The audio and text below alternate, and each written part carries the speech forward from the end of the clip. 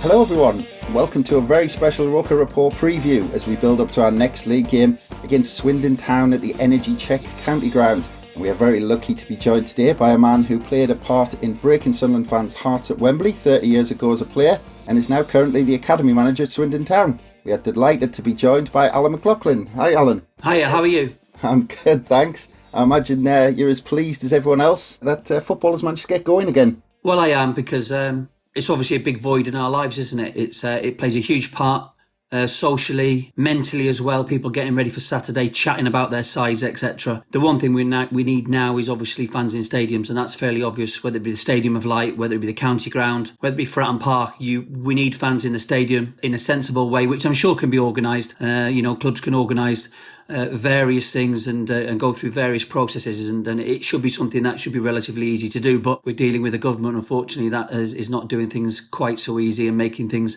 a little bit difficult at the time. So football's there. I watch it on TV. Unfortunately, I don't get the same buzz. I'm not feeling it.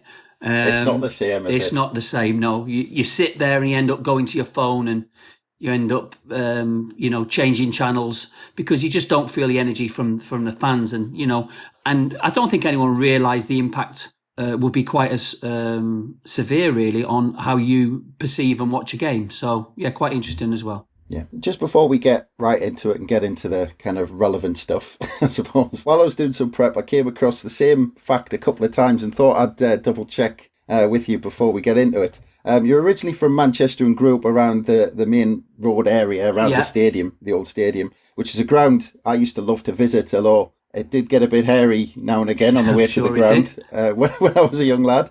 But I read that you're in the same class at school as a certain Noel Gallagher. Was that true? Yeah, that's correct. Yeah, the first 2-3 years at secondary school, we were in the same class. And then I moved up I'm not sure why, I was hoofed out of one class and I moved up a couple of classes. And the last 2 years we weren't in the same class. But we did go to Man City together. I did tag, even though I was a United fan, I wasn't letting my mates really know. I just wanted to go and watch a game. Plus I live right by the ground as well. So it was up to them to make their way to me, and we met.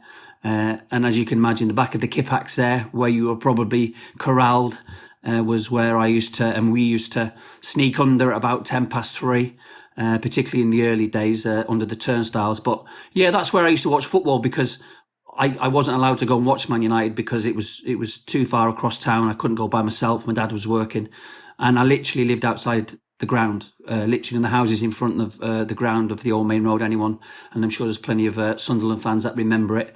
I lived on the houses right opposite the ground, so it was easy for me. I loved going to Maine Road. Was he a decent footballer? No, he was crap. He probably claims he's decent, but no. But what I would say is we didn't meet each other for years, and I think it was the 98 season, and our opening game of the season when I was at Portsmouth was Man City away, and it was a baking hot first day of the season, and I was in the shade, sort of like warming up. And next thing, there's a bit of a commotion. Liam came out first, followed by Noel, made their way down to the Portsmouth fans, giving them grief and stick. And then Noel obviously realised I was playing at Portsmouth at that time, looked around, and I spotted him, he spotted me, and he's run over and jumped on me, basically, jumped on my back. So after that game, after the game, there was a lot of conversation afterwards with the press. We drew 2-2. And most of the press just wanted to know why and what the reaction was. Why was Noel Gallagher jumping on your back? And, I had to tell him, obviously, that I did know him from back in the day, really. Although we hadn't spoken maybe 5-6 years at that point because we'd left school and had moved on and he had. But I got offered a significant amount of money, I remember, to spill the beans on him as him at school. Because they're at the height of their fame at that point. I didn't take the bait, though, because it just wasn't worth the hassle. And I didn't want to be seen to be some sort of freeloader who was going to make a few quid out of the situation. I mean, I can do it now if anyone's listening. I'll quite happily do it. Well, I mean, just obviously getting into your career at Swindon Town, I mean, just to kind of set us up for that 1990, I mean, you joined after being released by Manchester United in 1986, but your career seemed to take off after the appointment of Ossie Ardiles. I mean, it was his first appointment in football, and he started off as a player manager, so he actually played a couple of games, but he seemed to have a huge impact not only on the club but you as a player, because you were flying in that first season. Yeah, it was. And to be fair, I was 19 when I moved down to Swindon. I mean, I didn't even know where Swindon was. And at that point, I didn't even know where Wiltshire was. So to move away from home was difficult at 19. To move to a side that had been promoted as well was difficult. I was one of the younger players in and around the squad. And I was supplementing, really, the team. I think I only made 8 or 9 appearances in my first season and was sent out on loan to Torquay. And literally sent out on loan. There was no, would you mind going, or do you fancy it? No, you're going. See you later. We'll see you in 2 months. And it was probably the best thing that ever happened to me, because obviously by going to Torquay, who were down at the bottom of the old 4th division then, with real men who were at the end of their careers battling away, every penny counted for, every point was important. And it was fantastic, really. And I earned my corn down there, got some goals, played on a regular basis, and it set me up for the next season. But again, at that point, Swindon got promoted again, and they got 2 promotions on the spin. And I joined a squad again who were promoted, and Lou Macari had signed some more players, and I found myself on the periphery again. And it wasn't until about halfway through that season that I got into the side, and that was only just a bit of luck through a couple of injuries. And I played towards, I think, from Christmas to the end of the season, virtually every game. But then Lou got offered the job at West Ham. Off he went. Ozzy came in, and things changed from there. He changed the style of our play, and we were the first side I ever played against who, we played with the diamond formation. Duncan Shearer, Steve White up front with me at the top of the diamond. And it was experimental, but it worked out fantastically well. And as we grew as a team through the season, our performances got better and stronger. And I remember going and playing at Roker Park, and I think we drew, but we played really well on that day. Last minute goal, wasn't it? And I managed to score away. It was actually November, and I'd scored my 10th goal of the season by November. So I was really flying, and I set up Duncan Shearer's second goal of the game to equalise, I think. And we found a formula. We found a group of players that were willing to play for the manager and give everything. And we found a manager that was very happy to engage with us. And like you said, he played a couple of games and he had a particular stinker at Oldham. And he basically asked us to vote whether he should retire or not, which is quite a strange vote, really. If you imagine it, a World Cup winner standing in front of you asking you to put your hand up whether you think he should retire. And you're thinking, if I put my hand up here, he might drop me for next week. So, but he took it in good spirit, and he decided to manage from the sidelines. And we went on and did quite well that season. Yeah, well, that brings us perfectly to the end of that 1989-90 season. As I said, I think you'd scored about 15 by the time I got to that end of the season. Sunderland and Swindon both finishing the playoffs. We beat Newcastle in the semi by winning 2-1 at St James's. I think you beat Blackburn 4-2 on aggregate over the two semi-final that'd be about right, first and second legs. And it's the first ever season that the playoffs finals were held at Wembley over the bank holiday weekend. Can you remember that adding kind of an extra incentive, on top of promotion to kind of get to that final? I think most of the players were annoyed, really, because it meant the season dragging on to the end of May. If you can imagine, you sort of you get through, you got the playoffs, and then you've got, I think we had a 10-day gap between finishing against Blackburn and then so most of the lads were, is the season ever going to finish? I think we'd played at that point, we'd played about 54 or 55 games at that point. We'd actually played Bolton four times in a cup game, and it took four games and 3 extra times to settle it. So you can imagine, we were feeling quite fatigued, but I suppose in one way that little bit of a gap helped us up to the Sunderland game. But no, it didn't really faze us too much. Like I said, we were feeling confident. My great friend Paul Hardiman, who played for Sunderland, played in that game against Newcastle, and he spoke to me about that in later times. But I mean, whether we were deciding whether we'd sooner play Sunderland, Newcastle, it really didn't matter at that point. The fact of the matter was we were just dying to get to Wembley. As you can imagine, I think probably every player that played that day, apart from a couple, maybe Eric Gates, maybe, I'm just guessing here, Fraser Digby in goal, potentially. I think Dave Kerslake, who was the right back for Swindon, had played at Wembley before. But I think probably, or Bracewell probably would have played there, I would imagine, at some few times, I think. Yeah, he would have played. But I'd say 80% of the players hadn't probably played there. So there was a buzz about playing at Wembley and actually going there. And obviously, the one thing you don't want to do is come away from Wembley and not win. And we were fortunate enough on the day to pull out a fantastic 1-0 performance. And I can remember the game vividly because of the amount of chances we missed. I know Sunderland started quite brightly. I don't know if you can remember the game too well, or you've seen little bits on the video. Certainly Eric had half a chance where he crossed it instead of maybe having a pop at goal. Marco obviously was a threat down the right-hand side once. But once we'd weathered that early storm, really the game was only going one way. I've counted since about 10 clear-cut chances. And my chance, actually, an opportunity, was the least likely to have gone in the back of the net, because the rest of the chances were what you'd call normal goals that a Duncan Shearer might have scored, a Steve White might have scored, a Steve Foley, our central midfielder, normally stuck away. And we didn't. And it left us sort of like hanging on towards the end of the game, thinking that Sunderland might get something out of it. But we managed to prevail. And it was one of our strong performances of the season. And to do it at Wembley on the day against a very good Sunderland side, by the way, in terms of experience, a little bit of youth in there, was a great victory. But it all meant nothing, as you know. Well, it meant something to Sunderland a bit further down the line. And you certainly, I'm sure the likes of Mr. Ron Atkinson at Sheffield Wednesday, they were absolutely fuming because they felt they should have stayed in the first division and Sunderland should have stayed where they were. I remember all the furore about that. But the next day, I'd luckily been selected for Ireland and their World Cup squad, and I missed all the celebrations back at Swindon. But like I said, the 50-odd games we played that season all accumulated to nothing, really, after that brilliant performance at Wembley and beating Sunderland, and ended up us being demoted 2 divisions. But I also remember on the day walking back, because Sunderland had the tunnel end, the fans, and some really gracious Sunderland fans, and I can say this, and I know this for a fact, clapping us, the Swindon players, off the pitch.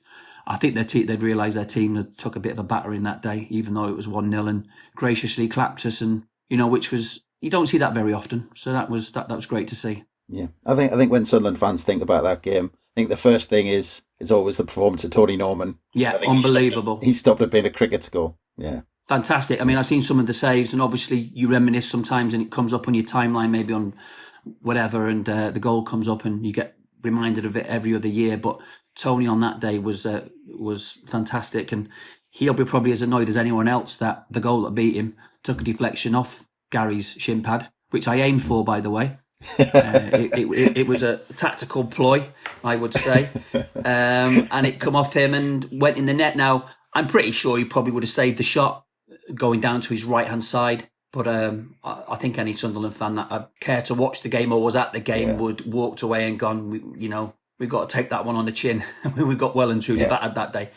Absolutely. It was a roasting hot day. And because I was only young at that point, but I don't think I'd ever seen a team keep the ball so much and so well. Yeah, especially kind of in the flesh. I mean, we mentioned earlier about Ardiles, but I mean, was he arguably a bit ahead of his time in that respect? Because not many teams played like that then. No, I can't think of any, particularly in any of the either League 1, 2, 3 or 4 at the time. He was, and tactically very astute in what he was doing.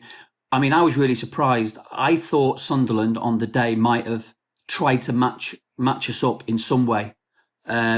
The amount of goals we scored that season, I mean, I scored 17, Duncan Shearer got 30, Steve White got 30 odd. So it was a bit of a goal machine team in terms of chances. And at that point then we were really flowing, and very surprised they played 4-4-2 against us and left me in sort of spaces which I could only dream of, really, to be getting into and causing problems. And again, although the goal was a deflection, I've worked that position, and we worked that position so many times during the season. So from our perspective, we were quite surprised, and obviously it was unique, and Ozzy worked on it. It took a while for us to get used to it, but he was very underrated in terms of tactically how astute he was. And obviously then when he went on to Tottenham, it was a very open team, if you can remember. And it led to them, maybe winning 5-4 or losing 6, losing 3 3-2, very open games. But that was just the way he liked his teams to play. And, we were certainly the epicenter. We was probably the bit he could get his teeth into to see whether this system could work and he could get the players to play a certain way, and it worked for him. And he did, relay back many times to us about his time in Argentina and playing this sort of way, and that was a natural way of playing for him. So, we eventually got used to it, and we got used to our roles and responsibilities. And like I said, I was quite surprised on the day that even as the game was, the amount of chances that were being created, that Sunderland never changed it at any point to try and disrupt what we were doing. But yeah, it was what it was in the end, and Sunderland benefited from our misfortune in terms of what had gone on financially at the club. But the one thing I need to say now is, I need Sunderland fans that are listening, and there's hopefully lots of them, I've got it on good authority that the Football League at the time knew of our position prior to the semi-finals. And I think the word is that they decided they would gamble that out of the 4 teams, Swindon wouldn't be the team that got promoted and they could deal with it. So, so it ended up us going to Wembley. And we didn't get any medals that day. Really? So I don't know, it's the first time that a team has ever been promoted and no medals given out to any of the players, because again, I think now if that was Sunderland walking up the steps, maybe the box might have been lifted up and the medals given out because they knew the situation. But I'm looking desperately along thinking, where's my medal? And unfortunately, Swindon never decided to tee us up with a medal either. So it works both ways, but never mind. It's gone now. I spoke to a few of the Sunderland squad around that time who played in that final, a couple of names that you mentioned there. And they've all said to Owen they knew nothing of the situation and that they didn't think anything was going to kind of come of it. They were it was kind of all about the football and who won on the day. I mean, I imagine with the way you played as well, that all the Swindon Town players were in the same boat. Yeah, exactly. Exactly that. We had no idea what was really going on in the background. I mean, we had no idea on some of the stuff that was going on at the football club. Absolutely no idea of what allegedly was going on. We had received some money during the season. For example, if we played 3 games, say if we played on a Saturday, Tuesday, Saturday, management would come in and say, right, if you win all 3 games, you'll all receive £100 bonus each. And we got little incentives like that through the season, but nothing that was huge where you were given thousands of pounds or anything like that. There were just little incentives, or it might be a case of we were playing Sunderland in the league at the county ground in September. They might come in and say £150 for man of the match, £100 for second, £50 for third, as voted by the manager and his staff. And there were little increments like that, which weren't anything to, we didn't think anything of it really. It was a nice little something you put in your pocket. But these things were happening in various clubs at various levels, and certainly above us in the first division, there was lots of things going on, and certainly we were made an example of. But obviously, once they started to delve further into the club finances, and again, players didn't understand or realise or weren't told, we just got on with the games on a Saturday or a Tuesday or whatever it was, and we had no idea of what was about to hit us really. And it was a real shock. And like I said, I was away in Italy.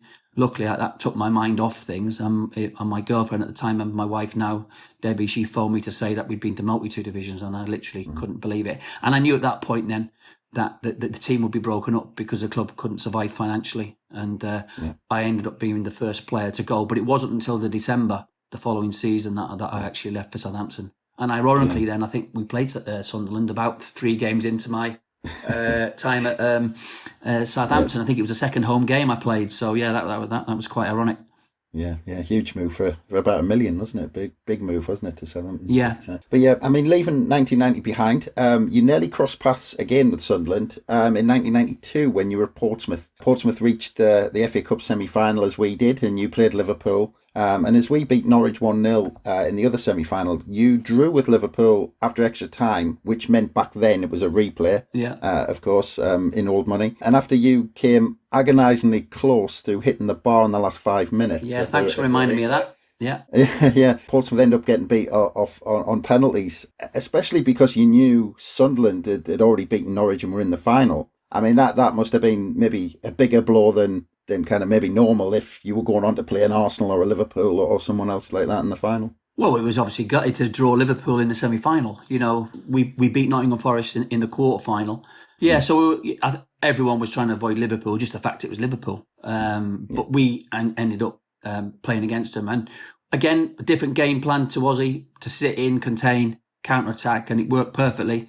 And then actually I got taken off then with about 3 minutes to go, 4 minutes. No, it was about 5 minutes to go before the end of the game. And I was marking Ronnie Whelan. That was my job on the day. And ironically, then there's a free kick. Alan Knight, John Barnes takes it. Alan Knight knocks it onto the post, and who steps up and taps it over the line? Ronnie Whelan. So there's, so that sort of like spoiled that day. But certainly, I think it would have been brilliant, really, for everyone if it had been a Sunderland Portsmouth final. I think for football itself, generally, for it to be a final of two teams who hadn't been there in, however many years, and it would just been something different rather than your big teams getting to the final. And I think over the two games we probably deserved it over the two games. I mean, at Highbury particularly, there was chances. I had one saved on I had a back heel that Ray Houghton knocked off the line. I had a great save from Grobbelaar from a shot I had from a corner, and then Darren went through and scored, and we just didn't hang on. And I mean, we'd have, like Sunderland would have fancied their chances to play Portsmouth. So we were all fingers crossed, and it didn't quite work out that way. But Sunderland got there, and the rest is history, really. So it was disappointing on the day for him, wasn't it? Yeah, it was one of those. I always remember that Liverpool Portsmouth semi-final. It was one of those old-fashioned epic kind of semi-finals that you don't really see anymore. But there you go. Which is a shame. Yeah. I mean, another quick game I wanted to mention that that was against Sunderland this time that you were involved in, and I did apologise in advance. I did think twice about mentioning this one, but it was when you were in the Portsmouth side a year later that visited Roker Park in May 1993. Yeah, Portsmouth were 3 points clear of West Ham on your way to the Premier League under Jim Smith, and Sunderland, we'd actually won 1 in 11, and we were just above the relegation zone. And then I was there that day, utterly bizarre game. We had 2 players sent off, 2 penalties, and won 4-1. But it was completely out the blue. And you ended up in the playoffs, where I think really you should have gained automatic promotion. That was the game-changing game for us. We were flying Portsmouth at the time. Again, Walsh and Whittingham up front. Again, me playing in that position just behind them two. And it worked really well. I mean, Guy Whittingham scored 49 goals that year. Myself and Paul got double figures each that season as well. And we travelled up there really, really confident. And it just went to pot. First of all, Guy Butters got sent off after about, I don't know how many minutes, let's say 25 minutes. Handled a ball. I think Don Goodman had a header that was going in. And Guy Butters then handled it, saved it, straight red. He was off. So we're down to 10 men then, but still within the game. I think it was a penalty, then they scored it, but we still felt confident, creating still chances. And then just before half-time, Paul Walsh gets sent off. And I think Paul went in and redecorated the change rooms at Roker. I think he got in a fair bit of trouble. So we played with 9 men for the second half and got beat. What did you say? It was 3-1, wasn't it? Was it 3-1? It was 4-1. 4-1 in the end. And I actually remember Guy Whittingham going through twice when we were getting beat, and he had one-on-ones versus, I assume it was Tony in goal, and he missed them both. And looking back now, if he'd have stuck one or both of them away and we'd lost the game, it wouldn't have been the end of the world, because we only missed out on goal difference. And so, I mean, you could say that through the whole season, couldn't you, from August, if he'd have scored there or I'd have scored. But that was a really significant game, because then it led into the playoffs against Leicester, and we were missing Guy Butters and Paul Walsh. More importantly, Paul Walsh, and he was a major factor in us not getting certainly to the final. Who eventually was Swindon Leicester in the final. So yeah, that was probably my most disappointing at club level, because we were such a good team, played really well that season, and missed out. But that was a significant game, and obviously you were there to witness it, and I witnessed it on the pitch. And the 2 players getting sent off really, really hurt us, and cost us in the end promotion, unfortunately. Yeah, yeah, it was so bizarre that I think our form was so bad that even with 9 men, I think you were giving us a game. And I'll be honest, even with 9 men, we were creating chances. So, Yeah, it yeah, wasn't one of the best Sunderland sides that certainly were around at the time. And like that's what I said, at 9 men, 2 1-on-1s that guy went through on. And he didn't convert on the day. But I mean, who could have argued with someone not converting after he scored 49 that season?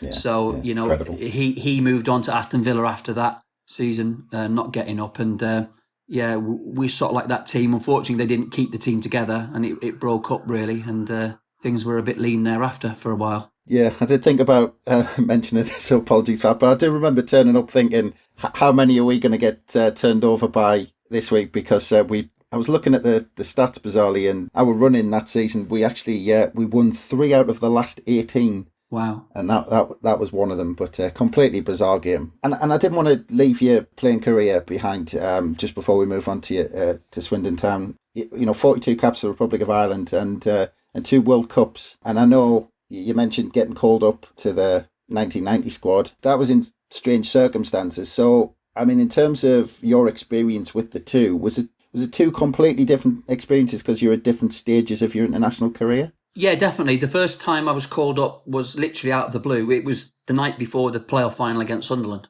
So I was in the hotel. Well, I say it was late afternoon. And Maurice Setters, the assistant to Jack, phoned the hotel and eventually got through to me. And he told me I was in the squad, which I couldn't believe anyway. So, all my birthdays had come in once. I was travelling to Italy.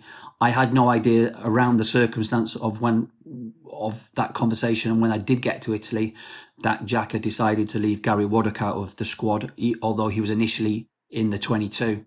And Jack had a change of heart. And I don't know whether the fact that I'm not sure. He never explained to me why. I never asked why. I was just happy to be there. But obviously, it wasn't until I was there and the lads, who I knew some of them in some way, and they sort of like told me the situation with Gary, which was terrible for him. But I just had to get on with the job in hand, really. And then I have then I find out my room partner's Bernie Slaven. And that makes things an interesting 6 weeks away because Bernie's quite unique, as you probably know, up there in the northeast. And that was an interesting maybe 5 or 6 weeks with Bernie, but it was great. So that was different. There were 5 substitutes in the 1990 World Cup. I somehow managed to get onto the bench. We'd played a game against Malta prior to the World Cup. After I had arrived into Malta, we played Malta in a friendly, and I was given my first appearance. Although it wasn't it was just my first appearance for Ireland. Really, it was in a friendly. It wasn't a competitive game, and Frank Stapleton scored. I think he equalled the record or beat the record for goals for Ireland at that point in that game. And I played well in the game. I remember hitting the bar, getting around the pitch quite well. I was obviously confident after the playoff final. And I must have left the pressure on Jack. And I found myself, because Ronnie Whelan was injured, I ended up being sub against England. Like I said, 5 nominated. But then when it come to the World Cup in 94, I was lucky enough to score the equaliser in Northern Ireland to take us to the World Cup. But then when we arrived in the World Cup in 94, there was a slightly different dynamic because everyone was sub. Whereas before there was 4 or 5 lads left out, now everyone's sub. And it was always quite amusing. I remember looking down the bench when Jack used to look round and, he'd look round maybe trying to think, who shall I bring on? And you'd see all these little heads and pleading with him to put me on, please, because everyone wants to play in the World Cup or make an appearance. And I obviously wanted to make an appearance in the 94 World Cup, but it was down to circumstance. It was down to, how the game was going. There were a couple of boring games. I think the Norway game was pretty turgid in terms of each team knew a draw was quite sufficient, and it was going nowhere really. So there wasn't any changes there.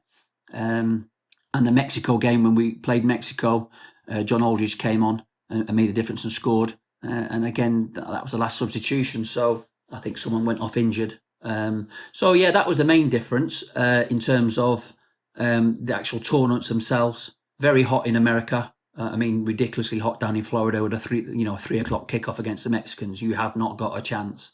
And It like being playing the Antarctic 11, and at 6:30 in the evening when the lights gone under floodlights, you'd have no chance. So that was a difficult game, but no, fantastic experience for me. 42 caps, all stemmed from, like I say, that, as you mentioned before, that confidence given to me by the opportunity by Lou Macari to give me the chance when I had been released by United, which I'll never forget.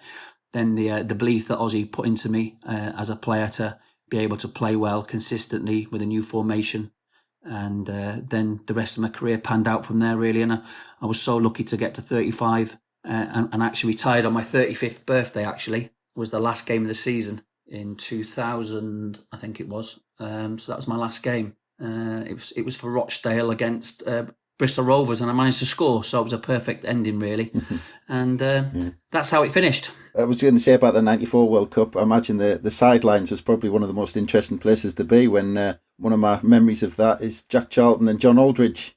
I'm trying to think of how to put it, remonstrating with the officials, I think.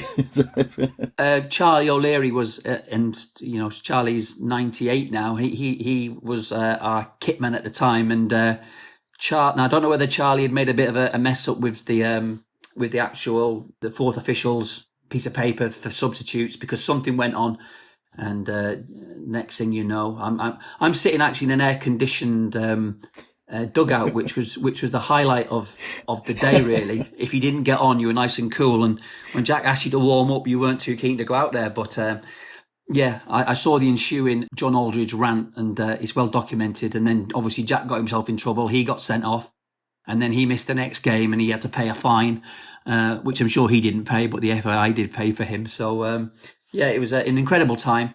Unfortunately, my family could go out there, but my wife was pregnant at the time with my daughter Megan, so she never made it out there. So I was flying solo out in America, and it was. It would have been nice to have made an appearance out there, because you always want to, but at least I've made them 2 appearances in 1990. So it's like I said, I can't complain with my career. It was a lovely career, a great career over a long time, and I enjoyed all the battles with Sunderland, and particularly Borley kicking the absolute shin pods off of me on a yearly basis for many, many years.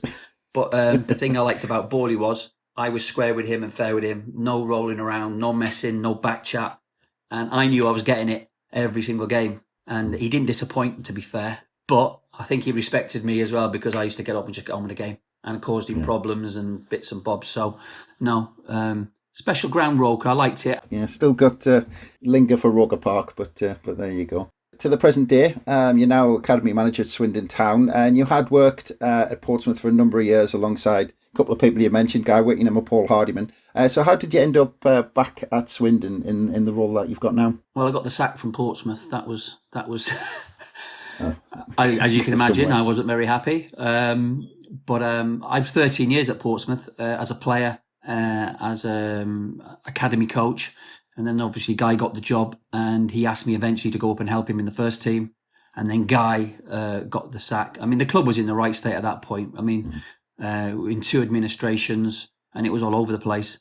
But I'm proud to say that, even at that time, through administrations, we've managed to we kept the academy together at that point. And some fantastic sales have gone out the door since, the likes of Jed Wallace, Adam Webster at Brighton, Dan Butler at Peterborough, to name but a few. Ben Close now played over 100 games for Portsmouth. Jack Watmore plays at the back for Portsmouth now. He's had a couple of injuries in his career.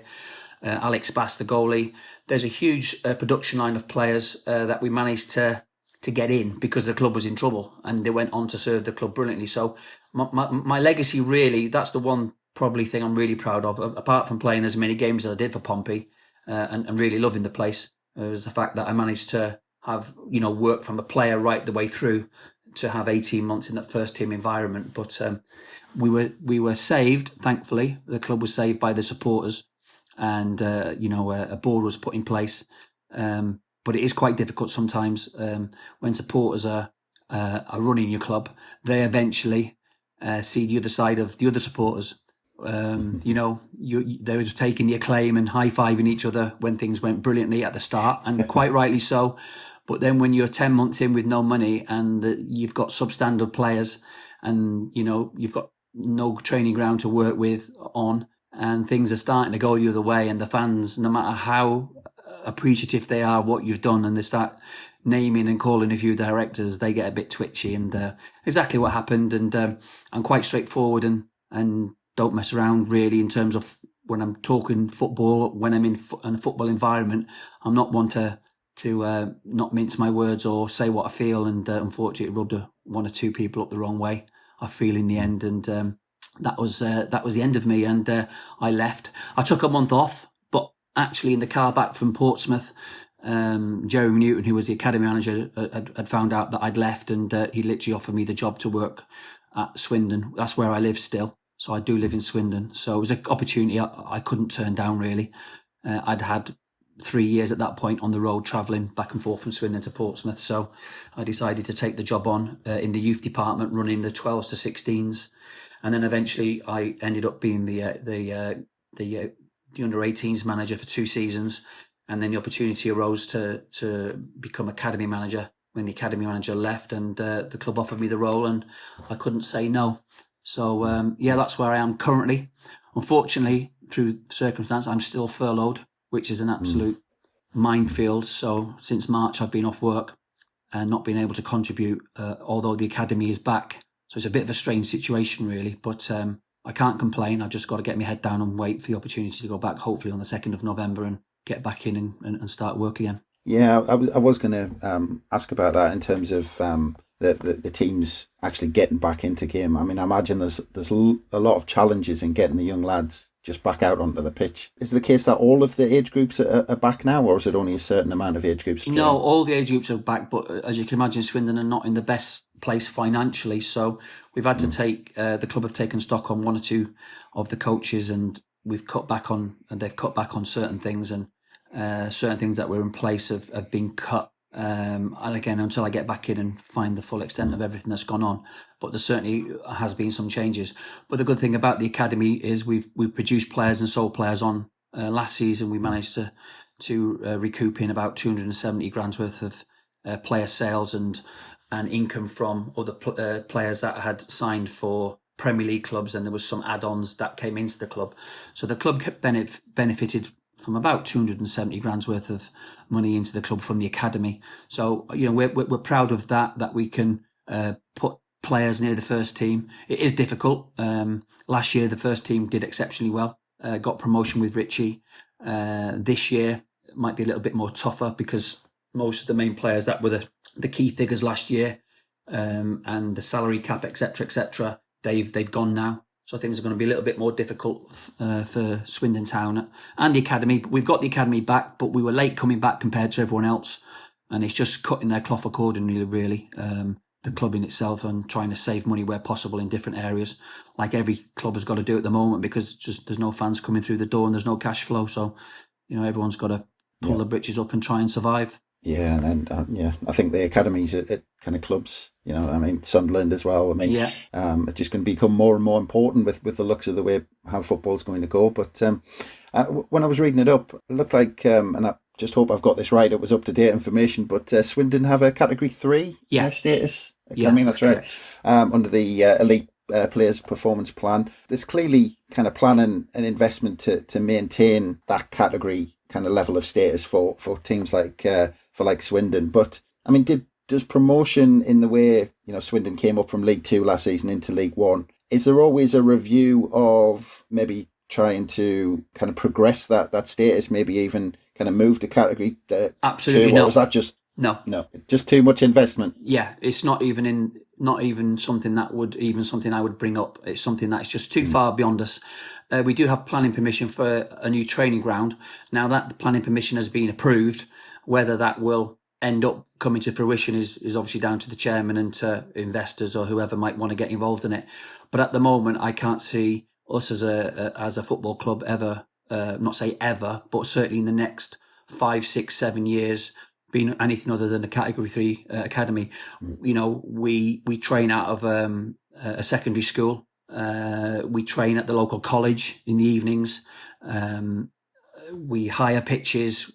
We have to look around the town for sites for even, futsal or an indoor venue. and everything's a bit of a bind and a struggle. But we've known nothing else, and I've known nothing else for the last 8 years, and that includes being at Portsmouth at the latter end of, like I said, when they were in financial difficulties and administration. That was the case then. So I've never been in a privileged position of being able to be at a football club who's actually in a position where the in academy world are stable. So every day is a battle. Every day is a fight. Every year, like I said, our objectives are to try and produce our own players, which we do. The production line's been good, but also there's a level of responsibility to move players on to gain some income into the club. And that's something we've managed to do successfully over the past 5 or 6 years. You know, I can name Jaden Bogle is one player that we had who moved on. Jaden Mitchell-Lawson, who's now currently on loan at Bristol Rovers. And there's various boys that have, particularly Chelsea, have been quite proactive with us and taken players. Scott Twine, who's playing for Newport currently, is one of our players in terms of he's on loan there. Scored a cracking goal the other night for Newport against Cambridge.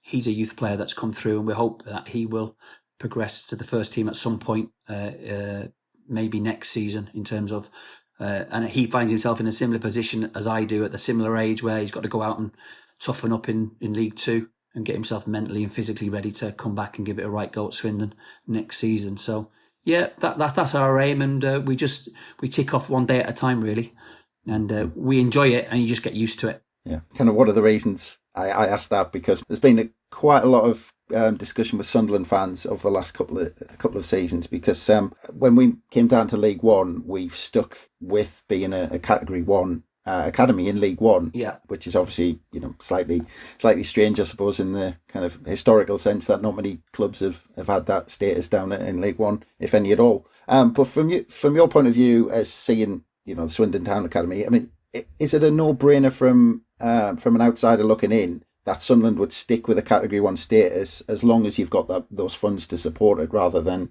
cutting back? Well, they have the advantage; they have their own training ground, so there's no expenditure like we end up doing, spending out a hell of a lot of money on facilities that are not ours. So they have that. They've already got their protocols in place. The facilities are correct and tick a box, which allow the funding to come in. It's how the club then manage that funding when it comes in, because I'm 99% sure that's not ring fenced for the academy, as it's not ring fenced at any football club. So when that money comes into the football club from the EFL, if you're Category 1, I don't know the exact figure, but certainly at Category 3 level, it's around 400 grand, just over, that comes in. So everything has to be paid out from that, staffing to every amenity, every expenditure goes out the door.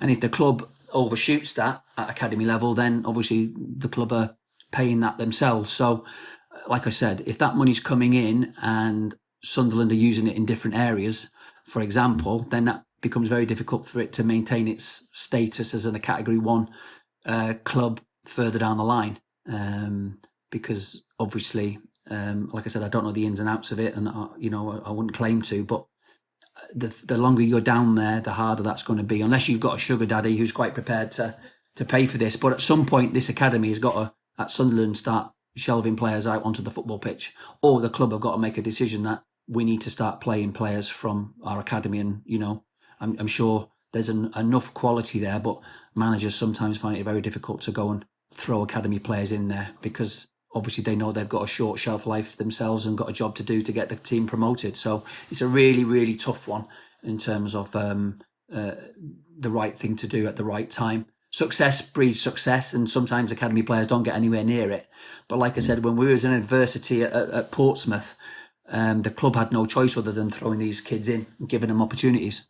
And that ended up being a lifeblood for the club further down the line, when, Adam Webster gets sold for 750 grand, Jed Wallace money, other players, Dan Butler out the door, Ben Close playing over, like I said, 100 games for Portsmouth, and that's saving huge money because you're not buying another player to take his place. So there's lots of investment and lots of players that have played. Alex Bass now, who's a young goalkeeper, who I think there was some interest from Crystal Palace for him. So these players are in and around it, and it's saving the club money.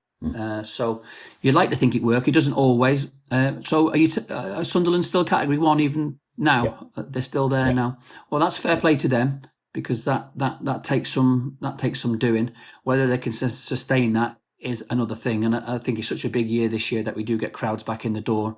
And it's a big year for Sunderland in terms of, as always, trying to get promoted. They're such a big club in terms of their stature in the game, but it doesn't give you the divine right, as Portsmouth, we found out in Division 2, the old Division 4, rattling around there for a few years with no money, no training ground, substandard players that had been released by everyone else and end up at your door and, think they're better than they are. And that's the problem you find as well, the further you are down the leagues, that these players have got ideas above their station. They think they're playing for a big club. They're equally as good players. And you'll generally find out they're not. They're substandard. Yeah. So, but it is what it is. And agents play a big part and persuading clubs that their client has 3 or 4 clubs after them. People get worried that, and they end up signing players that are not the right ones, or not the ones who can sustain it for a period of 50, 60 games in a season. And players that have got the minerals to, when things are turning against them, to not suddenly have a calf injury or a groin strain or a hamstring injury. They're staying out there playing when they're getting a bit of stick from the Sunderland fans or the Portsmouth fans or the Swindon fans because your team's not doing great. And the character of players nowadays, it needs a lot of work. Yeah, and just one other criticism I think that Sunderland fans have had kind of our younger players now, our kind of academy system over the last few years, has been that I don't think we've sent enough players out on loan to get that experience. We had last season, Jack Diamond went to Harrogate Town and had a fantastic year, and he's come back almost a different player. You can see he's almost come back a man, and he's ready for first team football. I mean, how do you get that balance right between trying to nurture players within the academy and trying to get them out on loan to get that first team experience? Well, it's a bit of a shock for players who've been used to such a fantastic environment, as you suggested, as Sunderland's Category 1 Academy is perfect pitches, I'd imagine. They get their meals every, breakfast, dinner. They've got every amenity available to them. And then suddenly, they do progress and the club sees value in the players and they're taken on as pros. But as all the coaches will know in there, they're trying their best, trying to get these players physically and, more importantly, mentally ready to take on the step of playing out in the Stadium of Light. Listen, I've played there. I played at Roker. You go out there and the hairs on the back of your neck stand up. And I played at Fratton Park, 18,000, and the expectation, the weight of expectation, they're not experiencing it enough. Under 23 leagues, I've watched that. It's tippy-tappy, pretty football. But when you get into proper men's leagues in and around the Northeast or anywhere else in the country where you've got 29, 30-year-olds who are working and then playing in the evenings, these lads have been through the systems in, at clubs before. They've probably been at Sunderland as kids. They've grown up, they're men, and they're playing against you. And then these kids are sent from this lovely environment to, right in your face, no messing around environment. There's not much playing out from the back.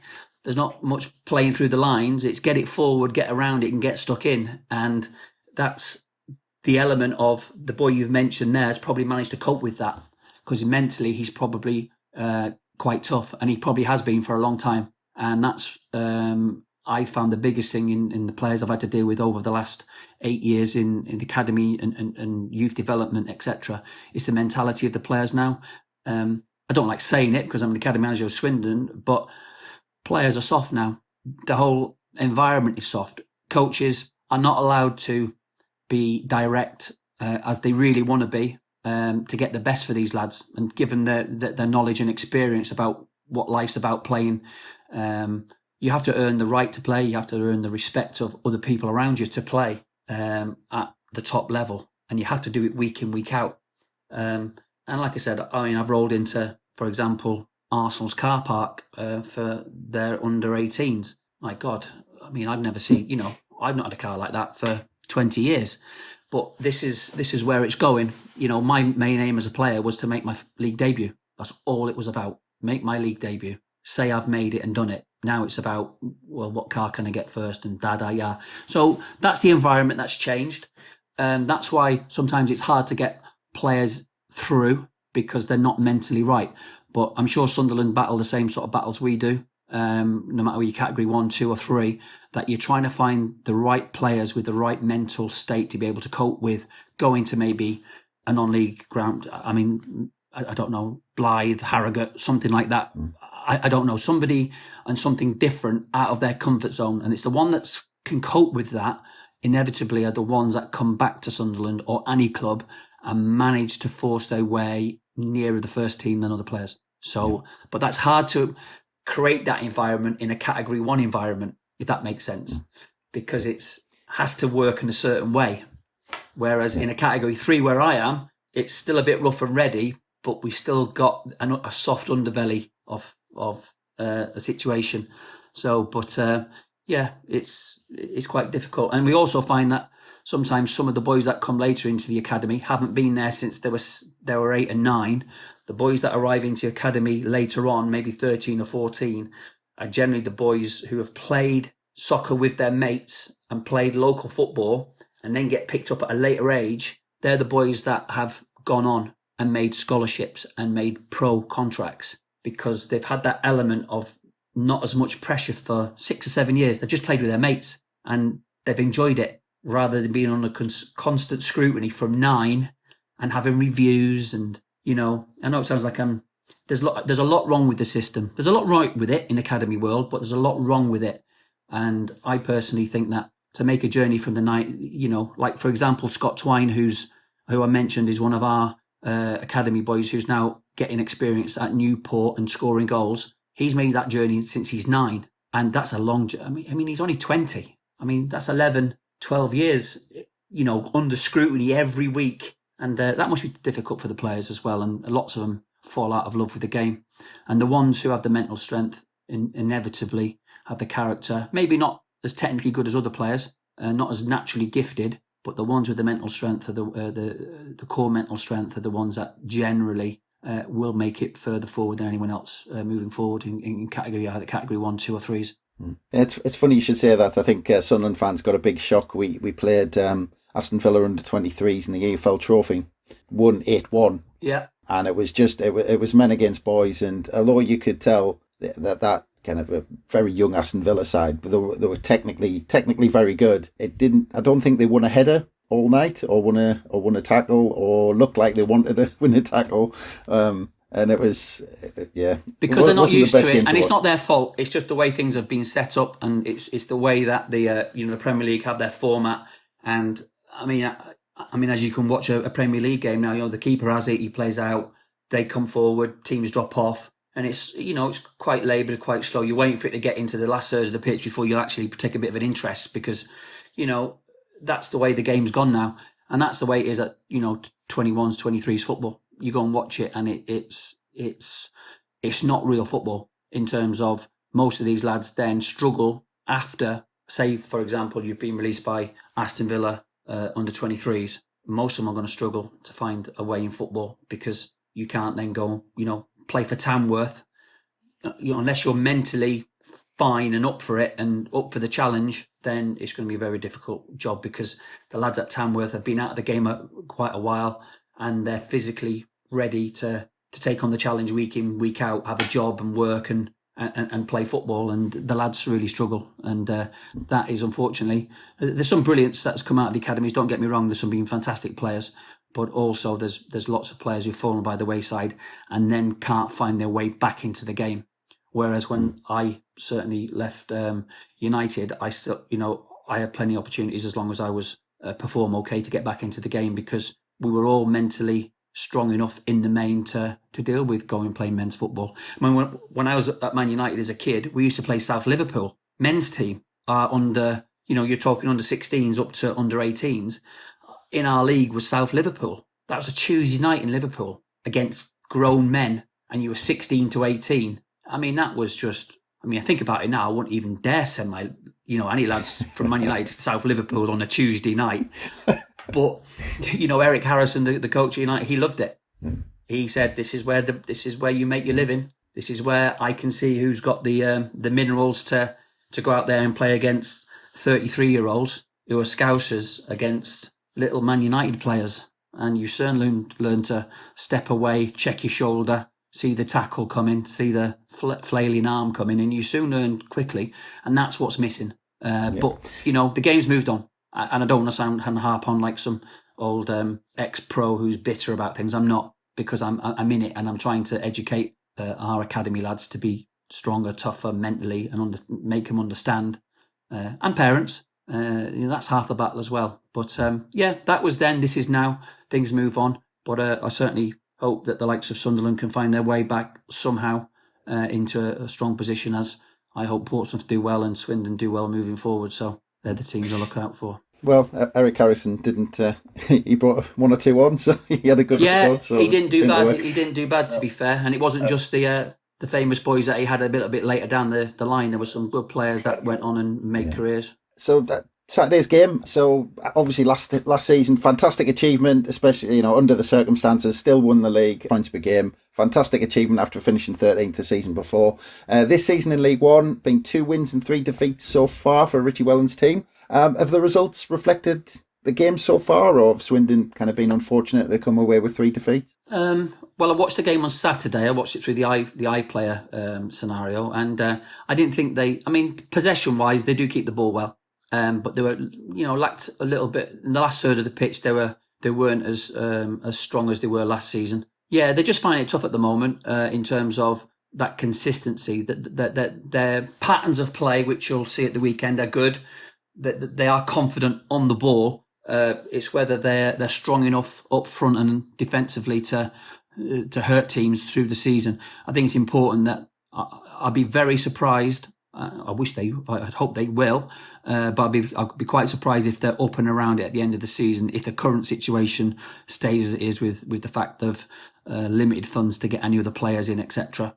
I don't think we're anywhere near the cap, the salary cap, in terms of what the club is in a position to offer players. So subsequently, when you lose Owen Doyle, as we did at the end of the season, couldn't afford to keep him on, etc. Jerry Yates went on from us and Rotherham onto Blackpool. So when you're missing players like that, Zeki Fryers is currently, I think he's injured at the minute. Paul Caddis is struggling as well, I think, for the weekend, who's an experienced, good player. So it's going to make it an interesting game. So I'm sure their confidence is not great at the minute because they just haven't managed to be consistent enough, both up front and particularly at the back. So it'll be interesting to see how it goes. I'm hoping obviously they win because obviously it keeps them up there. And the first and most important thing, and it's obvious that they need to get enough points to be in the division. Richie Wellens did a fantastic job last year, and I think he's probably a little bit frustrated this year with how things have gone. He signed players, the club have brought players in as well, and they're not quite at the standard that they were last year. And I think overall, if he manages to get them into the playoff positions this year, he'll have done a fantastic job. So it'll be interesting to see how the rest of the season pans out. I certainly don't think we're as strong as last year in terms of our overall group. So it's going to take a lot of work on the training ground to get this particular group up to speed, and particularly when you take away Owen Doyle's goals from last year and the amount of goals and Yates' contribution as well in goals. And we also lost Lloyd Isgrove. He didn't sign a contract, and I think it was Kane Woolley went off to Tranmere. So there's 4 forward players that haven't really will be tough to replace, and they had a bit of experience as well. So yeah, it'll be difficult. We have to rely on the loan market as well. And Richie's got certainly his work cut out a lot more this year than certainly last year. Last year he was, things were great, and the fans and returned to the county ground really saw some fantastic football at times, and they were a little bit spoilt really. So I think they're just going to have to bed down and accept that this year, with a lot of graft, might be okay, but it's going to be, I think, a long season where the expectations just need to be dampened down a little bit. But if like I said, they get into the playoffs, it'll be an absolutely huge achievement. That would be incredible if do that 2 seasons in a row. And I saw, looking at the game so far as well, I saw Johnny Smith has weighed in with a couple of goals from midfield. But so who are the players do you think could cause Sunderland problems on Saturday? I'll be honest, I've not been allowed to go to the ground, so I've not really seen too much apart from watching it on the EFL. So yeah. You're probably telling me. Johnny Smith looks a direct player. He scored a couple of decent goals. I watched the game for the first time on Saturday, like I said, live through the TV, and like I said, it wasn't great, but it was okay. No one's really standing out at the moment. Who's who you think, well, you need to be really wary of him. But certainly they've got a little bit of work to do, like I said. And if I'd watched them a little bit more this season and had the opportunity to get into the ground, which I'm not allowed into the ground, by the way, to watch a game, then I'd be in a better position to give you a little bit more feedback. So at the minute, I'm really seeing what you're seeing. So it's a mixed bag of hot and cold. They could turn up and really turn it on, or it could be Sunderland's day and, nice and comfortably. I don't think there'll be a middle ground, if that makes sense. That's pretty much been Sunderland. We're unbeaten so far, but I wouldn't say we've kind of hit the ground running this season. It's we've been kind of grinding the results away. Yeah, I certainly think Sunderland need to be careful. They need to be careful because if they get the passing game going and the movement patterns right, they can cause lots of teams lots of problems. So they just need to be careful, Sunderland, in how they approach it. I mean, at the moment, you'd say they were favourites to win the game, but like I said, it's a funny old game. We've all seen the ups and downs of it. Like you said, as you mentioned earlier on, us arriving at Roker Park all those years ago, expecting to win and end up getting beat 4-1. So you just got to be very careful. And I'm no good at predicting results and fixtures and games. Unfortunately, that's never been my strong point. It's a fascinating game on Saturday, so let's hope it's a good game for all concerned. It's just a shame we have to watch on through the screens rather than actually being there. But on that note, Alan, I'd just like to say thank you so much. It's been absolutely fascinating, and I really appreciate you taking the time out for us. No, I really enjoyed it. Love talking about football. Like I said, fond memories of playing against Sunderland many, many times, getting some good results, bad results. Like I said, Bawley kicking me around the park, which is always something to be mindful of. And obviously we shared a great moment, certainly for me personally, at Wembley. So Sunderland will always play some part in my life because I have to talk about them because I scored against them, albeit via deflection, to win the playoff final. So thank you very much. I enjoyed it and do it again sometime. Sounds good, and all the very best for the season. I hope to see you on a training ground or the side of a pitch very soon. That would be nice. Roll on November the 2nd. That would be nice. Thank you. Good stuff.